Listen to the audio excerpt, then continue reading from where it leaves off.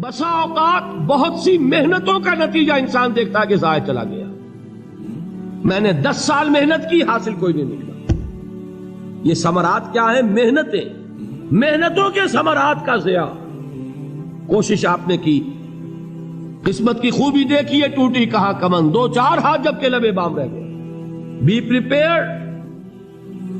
ایک شاعر کے یہ اشعار ہیں، وہ کمیونسٹ تھا، میں نام بھی نہیں لیتا، لیکن یہ کہ یہ اسی انقلابی، چونکہ ان کا بھی ایک انقلابی نظریہ ہے، انقلابی عمل میں یہ سارے مراحل آتے ہیں.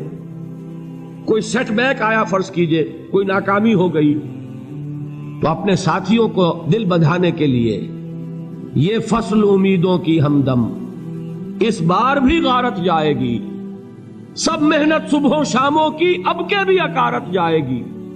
میرے نبی کے ثمرات کا جو لفظ یہاں آیا ہے، وَنَقْصٍ مِّنَ الْأَمْوَالِ وَالْأَنفُسِ وَالثَّمَرَاتِ، سب محنت صبحوں شاموں کی اب کے بھی اکارت جائے گی. دھرتی کے کونوں کھدروں میں پھر اپنے لہو کی کھاد بھرو، پھر مٹی سینچو اشکوں سے، پھر اگلی رت کی فکر کرو، پھر اگلی رت کی فکر کرو، جب پھر ایک بار اجڑنا ہے. ایک فصل پکی تو بھر پایا، تب تک تو یہی کچھ کرنا ہے. ایک مقصد ہے سامنے، انقلاب برپا کرنا ہے. ایک کوشش ناکام ہو جائے کوئی پرواہ نہیں، نیکسٹ. پھر تیار رہو ناکامی کے لیے. ایسا نہ ہو جو انگریزی میں کہتے ہیں hope for the best but be prepared for the worst. ایسا نہ ہو کہ دوسری مرتبہ ناکام ہو کے بددل ہو جاؤ، تمہاری ہمتیں جواب دے جائیں. نہیں، پہلے سے تیار رہو کہ دوسری مرتبہ بھی ناکامی آئے تو آئے، لیکن جب تک کہ کامیابی حاصل نہیں ہوتی ہمیں یہ کام کیے چلے جائیں. دیکھیے سیرت میں آیا کہ نہیں یہ واقعہ. بدر میں مسلمانوں کو فتح ہوئی تو احد میں زک پہنچی کہ نہیں؟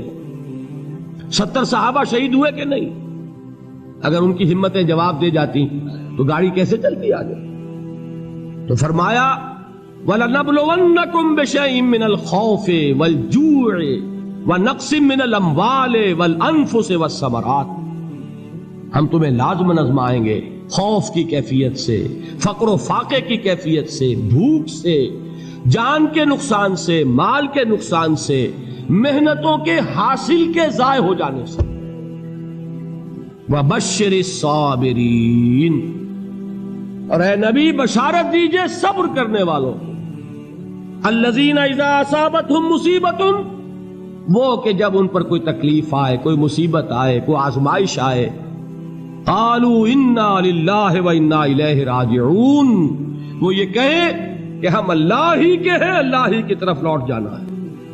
یہ وہی انداز ہے جو میں نے فارسی کا شعر سنایا تھا آپ کو کہ سرے تسلیم خم ہے جو مزاج یار میں آئے. وہ ہمارا مولا ہے، ہمارا آقا ہے، اگر اسے یہی منظور ہے تو ہمیں بھی یہی منظور ہے.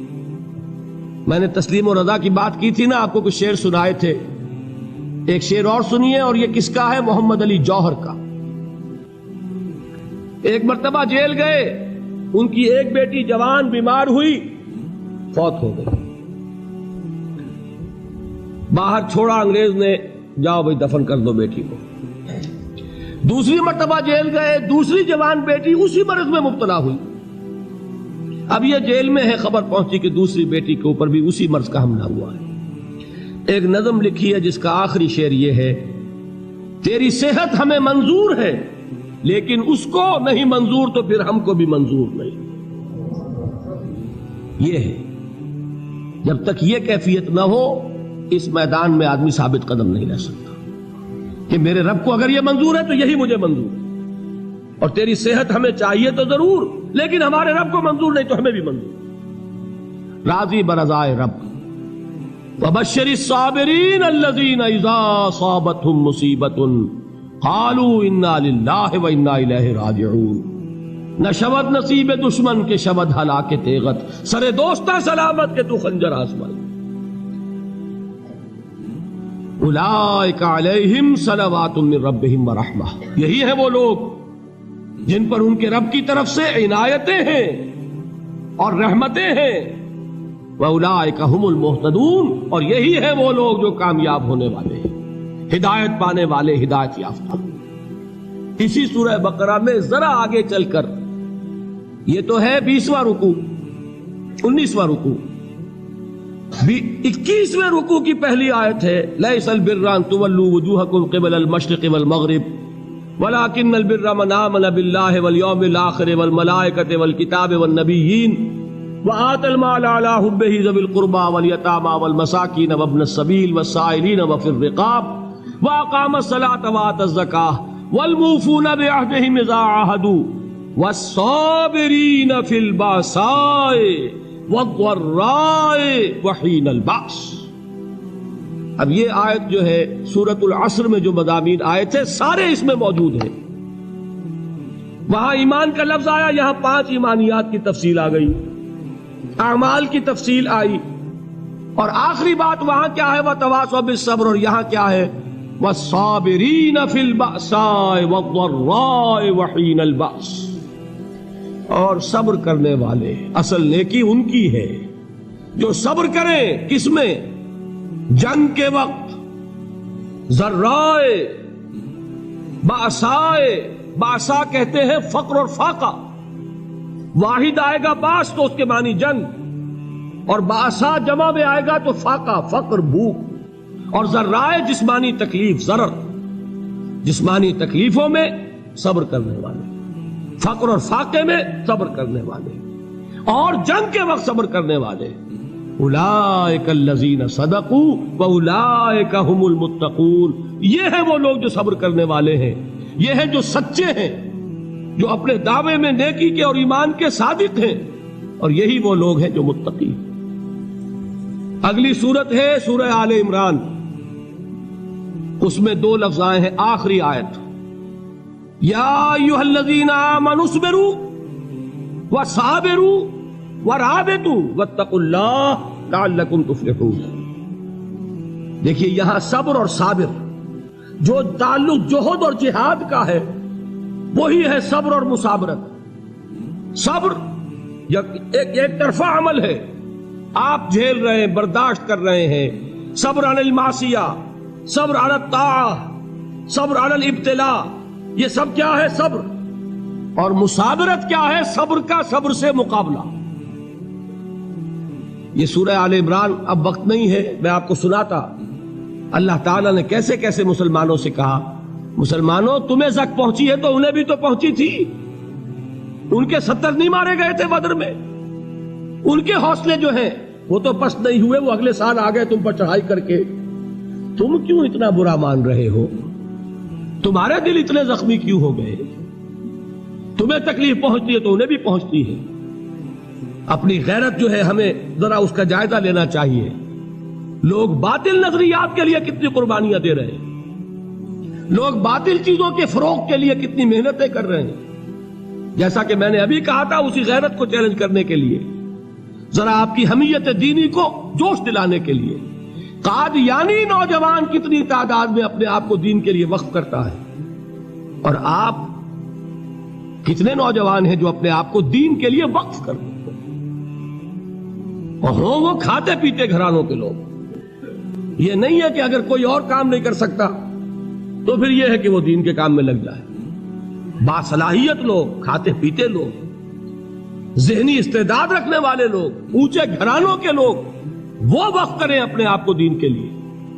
اس کے بغیر کیسے باہر آ جائے گی، کیسے رونق آ جائے گی؟ تو دنیا میں باطل نظریات والے جو ہیں، یہ بات کہی گئی ہے، مسلمانوں تم اگر توحید کے لیے لڑ رہے ہو، دیکھتے نہیں ابو جہل کو، اس نے گردن کٹوائی ہے شرک کے لیے، شرک کے لیے گردن کٹوائے، اور تم توحید کے لیے گردن کٹوانے کو تیار نہ ہو۔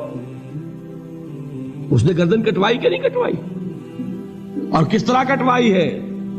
کیونکہ بڑا متکبر قسم کا، فرعون قسم کا شخص تھا، جب گردن کاٹنے لگے تو کہتا ہے ذرا نیچے سے کاٹنا، تاکہ جب تم نیزے کے اوپر چڑھاؤ میرے سر کو تو اونچا نظر آئے، معلوم ہو سردار کا سر۔